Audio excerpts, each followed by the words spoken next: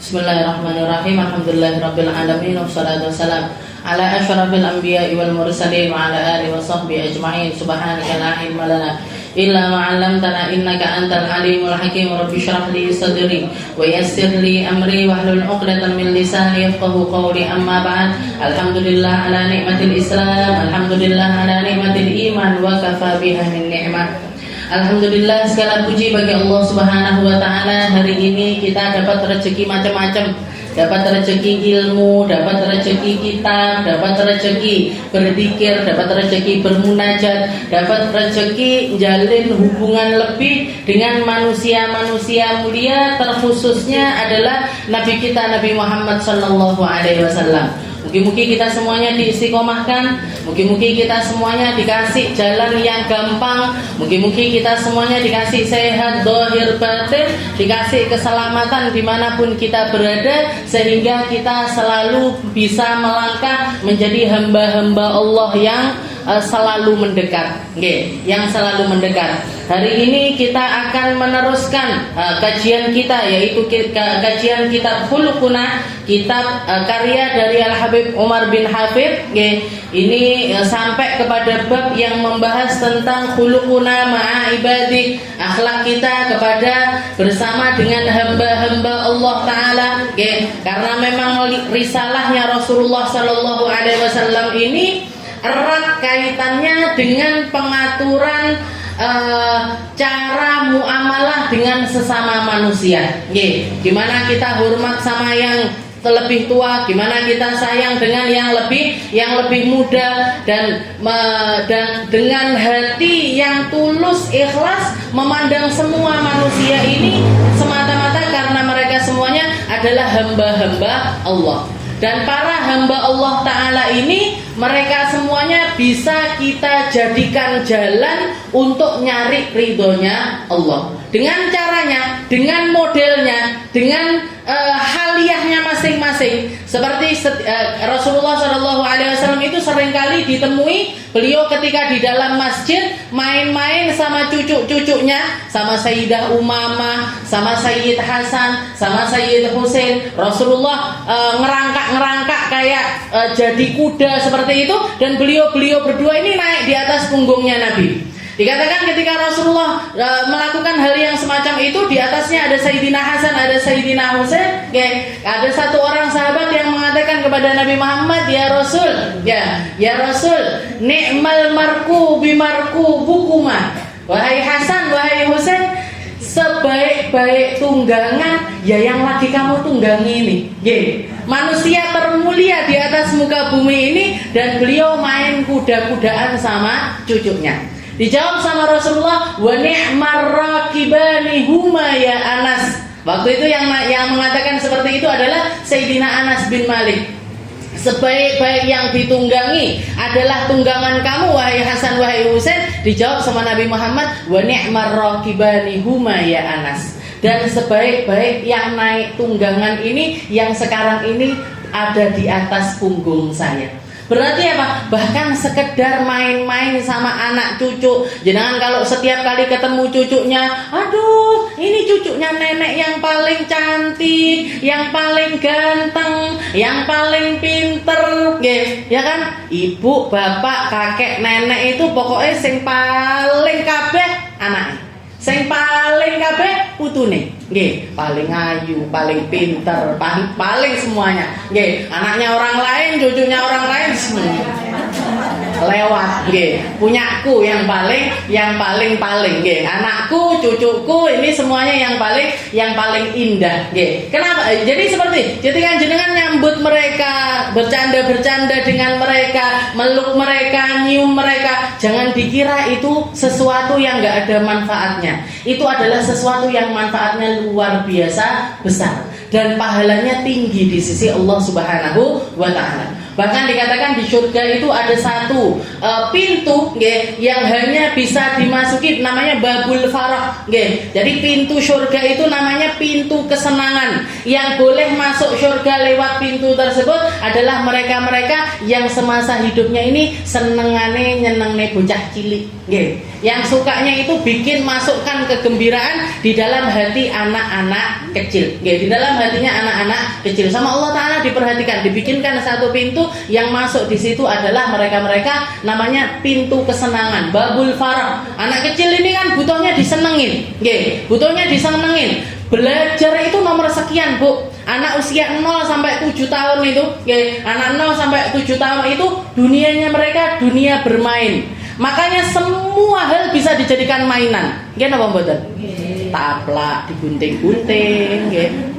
Saya pernah shock nggih, pulang dari ngaji rumah kosong, nggak ada orang. Tenang. Ini kalau tenang ini bahaya. Kalau tenang ini bahaya. Beneran, Bu. Saya masuk kamarnya Umi nggih. Niku madu sak botol besar nggih.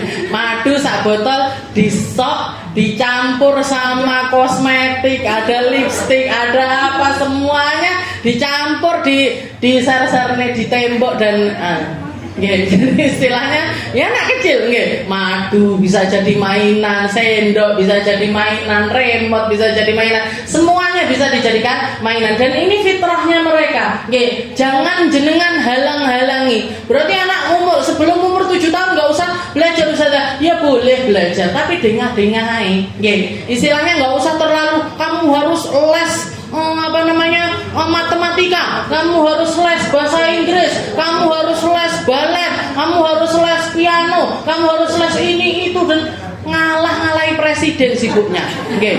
Sekolah nanti pulang les, sore ngaji, malam begini begitu dan lain, pulang stres dia nggih. Anak-anak seperti ini justru malah mentalnya mereka nggak baik nggih. Mentalnya mereka nggak baik. Fokusnya kita kalau anak di bawah usia 7 tahun itu nyenengin mereka nggih. Jadikan mereka ini ya dunianya mereka memang dunia mainan nggih. Kalaupun harus belajarkan mereka dengan cara yang menyenangkan. Ajarin mereka dengan cara-cara yang menyenangkan. Baru nanti kalau sudah masuk usia 8 tahun nggih, separuh mainan, separuh belajar. Nggih, separuh mainan, separuh belajar. Tetap tidak boleh belajar terus, jangan. Nggih, karena di situ perkembangan otaknya di dalam permainan itu juga masih besar. Nah, nanti usia 14, 15 mau jenengan tekan di dalam ibadahnya, mau jenengan tekan di dalam istilahnya di dalam ilmu belajar dan lain sebagainya, itu setelah usia 14-15 tahun. Dan ketika di usia tersebut mereka sudah siap nggih. Jiwa anak-anaknya ini sudah terpuaskan dengan bermain nggih. Karena apa? Saya pernah dengar satu psikolog yang mengatakan zaman sekarang ini banyak orang-orang dewasa dengan pikiran anak-anak nggih. Jadi orang-orang dewasa tapi pikirannya kayak anak-anak, nggak ada dewasa-dewasanya sama sekali, nggak ada dewasa-dewasanya sama sekali. Ini salah satu efek karena apa? Karena jiwa anak-anaknya ini tidak terpuaskan ketika mereka kecil. Akhirnya jadi wong tuwek tapi kayak wong cilik, nggih. Diajak komunikasi nggak bisa, senengane main game, nggih. Berapa banyak orang laki-laki sekarang nggih sudah tua-tua, umur 40, umur 30, tapi kalau main game serius sekali berjam-jam, nggak mau diganggu istrinya, nggak mau diganggu siapapun. Oke, ini efek karena apa? Karena masa kecilnya tidak terpuaskan dengan permainan. Dolanan, Bu, oke. Jenengan kasih mainan, nggak, bahkan mainan kalau untuk anak usia 7 tahun ke bawah ini nggak perlu ditukok wis golek dhewe.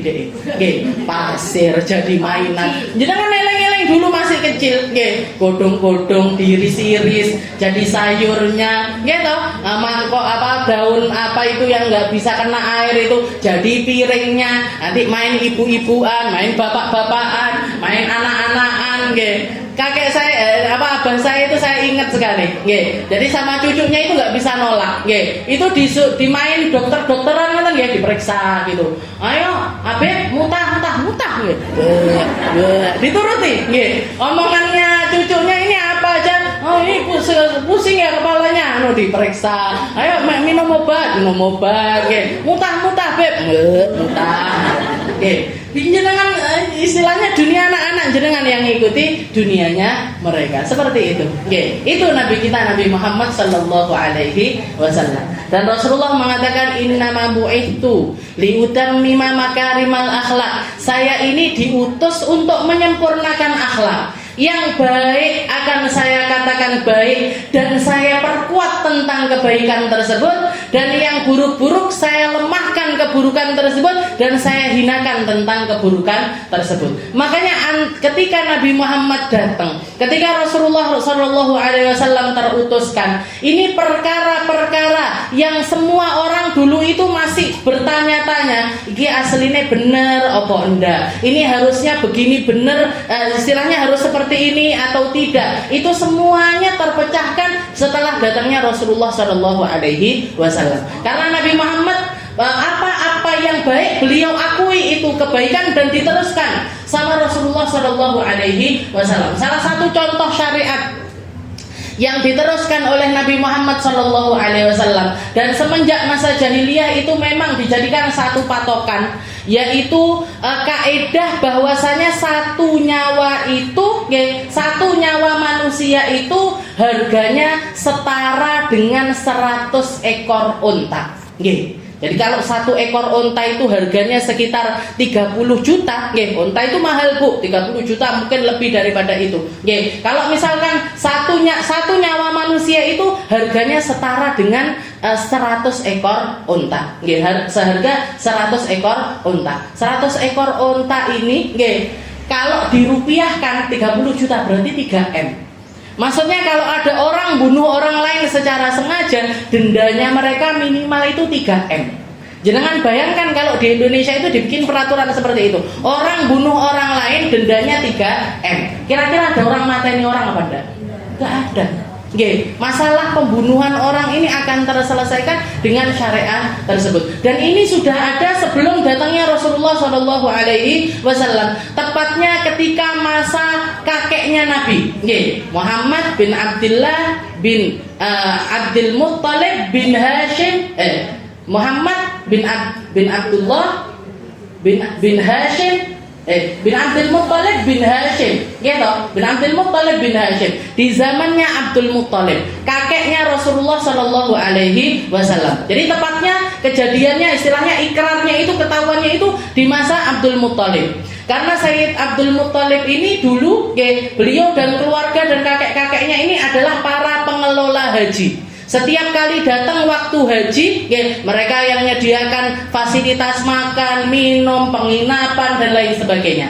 Dikatakan Abdul Muttalib ini, ketika masuk seperti hari-hari sekarang ini, menjelang masa Dzulhijjah, menjelang masuk bulan Dzulhijjah atau sudah masuk bulan Dzulhijjah, ketika beliau repot ngurusi orang-orang haji, beliau ingat dengan perjuangannya Nabiullah Ibrahim dan Siti Hajar.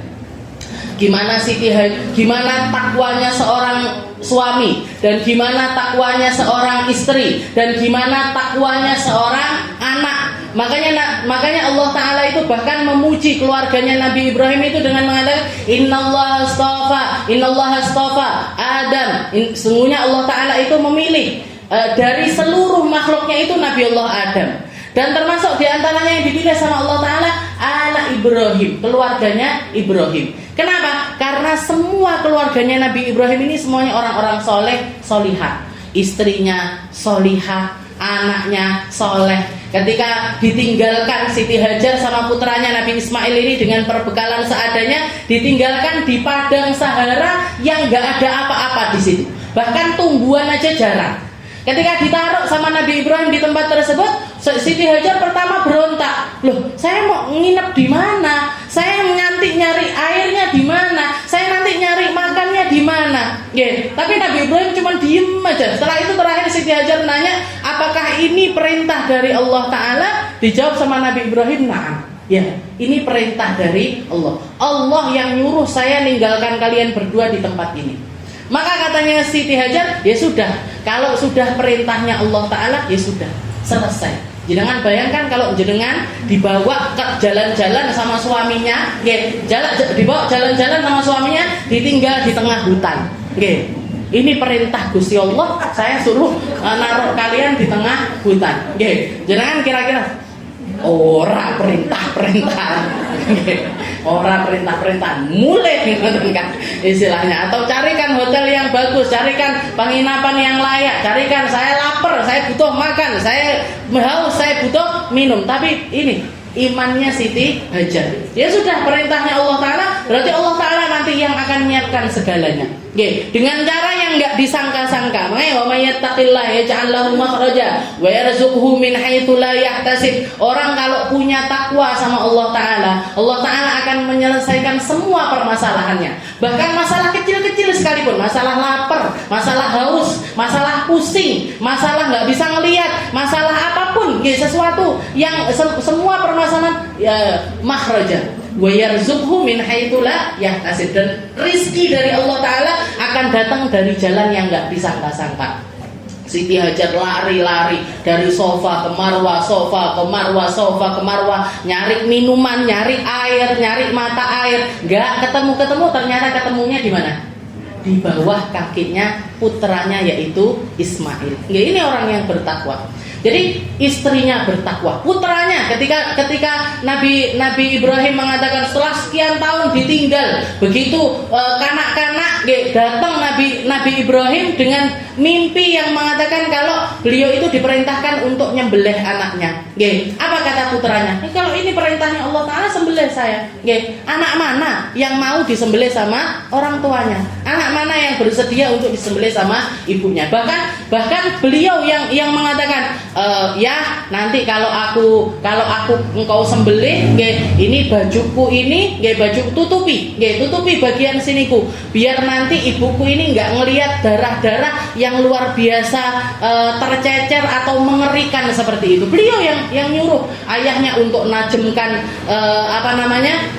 pedangnya dan lain sebagainya. Jadi ibunya takwa, anaknya takwa, ayahnya juga adalah seseorang yang bertakwa. Itu lari-lari di pikirannya Sayyid Abdul Muttalib, kakeknya Nabi Muhammad SAW.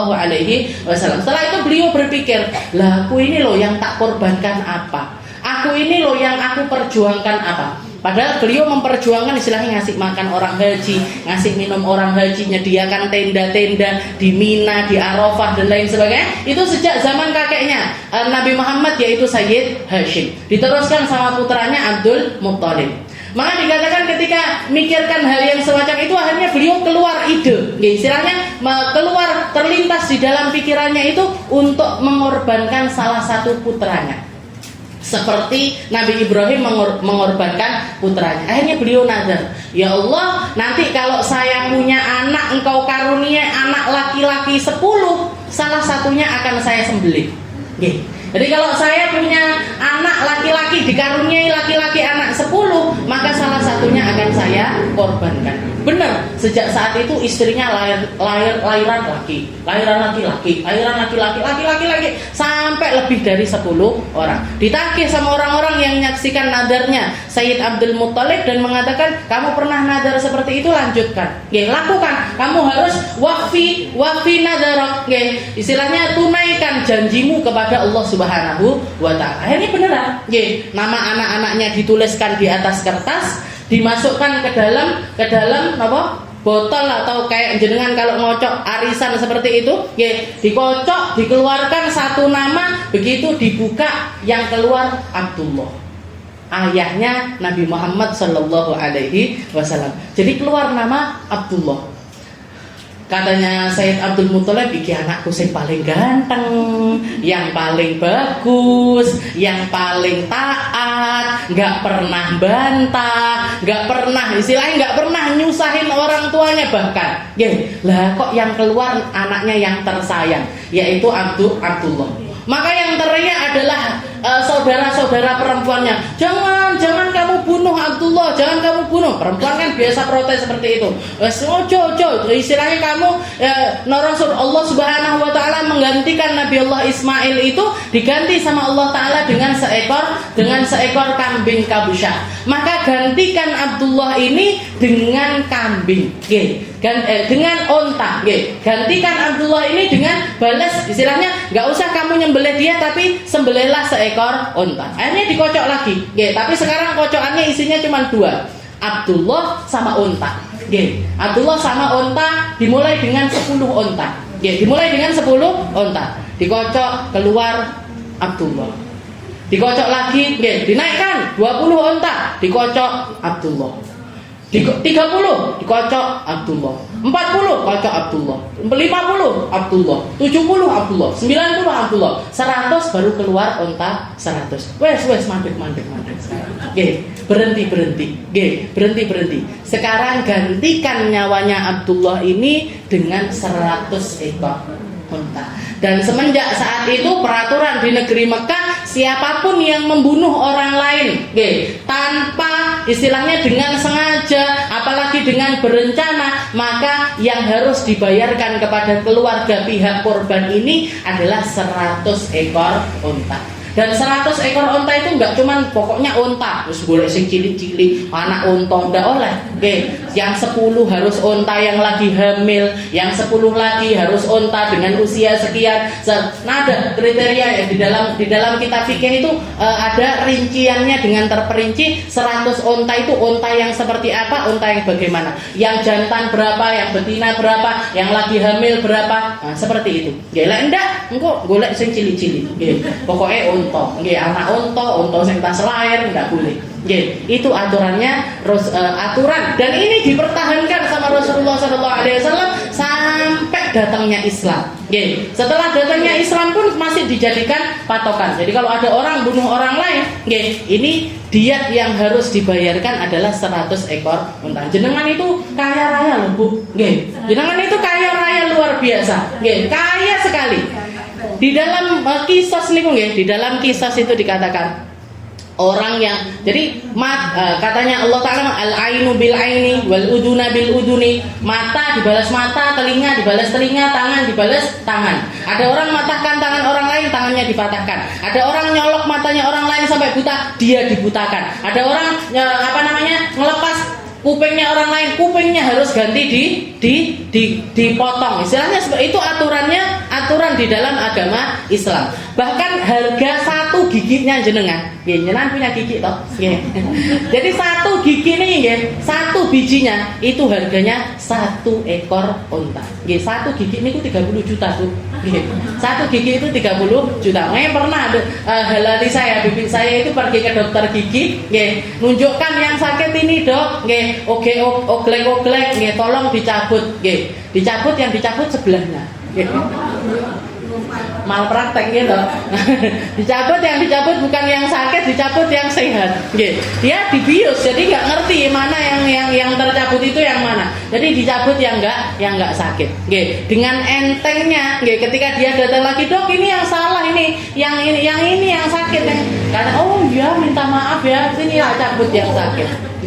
Maaf tok, satu gigi itu dibalas dengan kata-kata maaf. Padahal satu gigi itu di dalam Islam harganya 30 juta. 30 juta yaitu harga 1 ekor unta. Berapa gigi jenengan?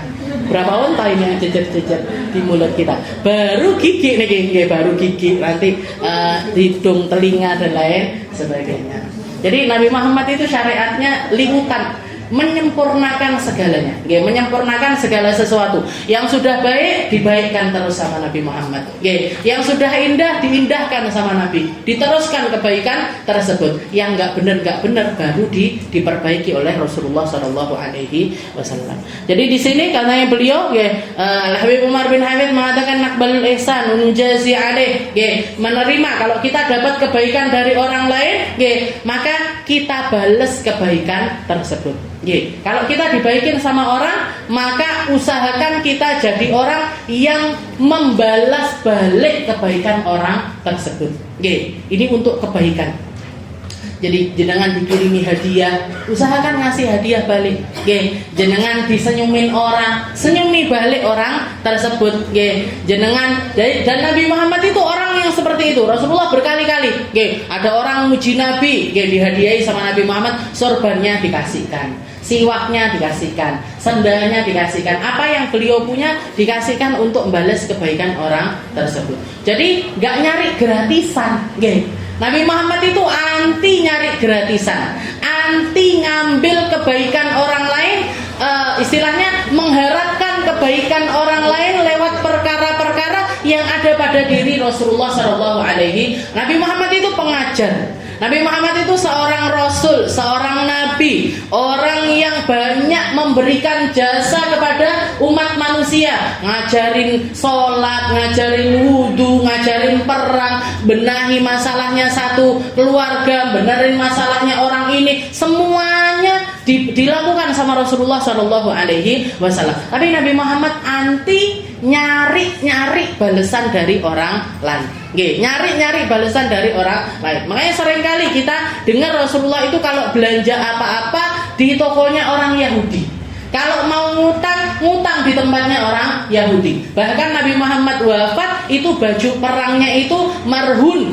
Marhun itu tergadaikan di rumahnya orang Yahudi. Berarti apa? Rasulullah ngambil utangan dari orang Yahudi tersebut dengan dengan jaminan baju perangnya Rasulullah Shallallahu Alaihi Wasallam. Kenapa kok nggak di tokonya orang Muslim? Kenapa kok nggak ngambil di tempatnya orang-orang yang beriman? Karena Nabi Muhammad takut. Istilahnya ya tenang, misalkan jenengan punya toko buah atau punya toko kelontong atau punya toko apapun itu, saya tahu-tahu datang, Bu mau beli gula sekilo, jenengan kenal saya ngajar jenengan di majelis ini, kira-kira jenengan pripun? Susah dah, mek sekilo aja, biasa dah dibawa aja, Jadi akhirnya Akhirnya saya istilahnya jadi transaksi yang harusnya ini gula, ini uangnya, ini saya mau beli buah, ini saya mau beli apel sekilo, ini apelnya, ini yang harusnya berjalan dengan cara seperti itu karena jenengan sungkan yang minta itu saya atau yang beli itu saya, akhirnya digratiskan padahal jenengan butuh. Buat bayar SPP anak butuh nih, buat bayar utang ke toko sebelah dan lain sebagainya. Tapi karena sungkan akhirnya seperti Rasulullah anti di dalam melakukan hal tersebut. Anti di dalam ngambil kebaikannya orang lain dengan cara yang semacam itu. Kalaupun beliau dikasih hadiah, beliau terima. Rasulullah itu hadiahnya macam-macam. Onta jejer-jejer hadiah dari raja ini, dari raja ini, dari raja ini, dari penguasa ini, penguasa ini. Bahkan bisa dikatakan ontanya Nabi Muhammad itu baru dikasihkan orang, datang yang baru lagi, dikasihkan orang lagi, datang lagi. Istilahnya kalau orang sekarang ada orang ngasih hadiah mobil, diberikan orang lain, datang mobil lagi, diberikan lagi, datang mobil lagi. Karena relasinya itu orang-orang yang luar biasa besar, istilahnya seperti itu. Tapi Nabi Muhammad Shallallahu Alaihi Wasallam mengajar, dan kalau ada orang ngasih kebaikan kepada kita, Rasulullah itu selalu berusaha untuk membalas kebaikan tersebut. Balas kebaikan orang lain. Wa nujazi alaih. Nah, kita ini jadi akhlak yang baik. Ini adalah satu akhlak yang baik. Yang penting enggak sampai masuk di dalam koridor memaksakan. Jadi jenengan harus tahu kapasitas diri. Ketika mau ngasih hadiah orang lain ini, kita ngasih hadiah secara tulus, bukan karena gaya-gayaan, bukan karena pengen pamer, bukan karena wong kuwi ngekei hadiah ngono, aku yo iso luwih kok kuwi.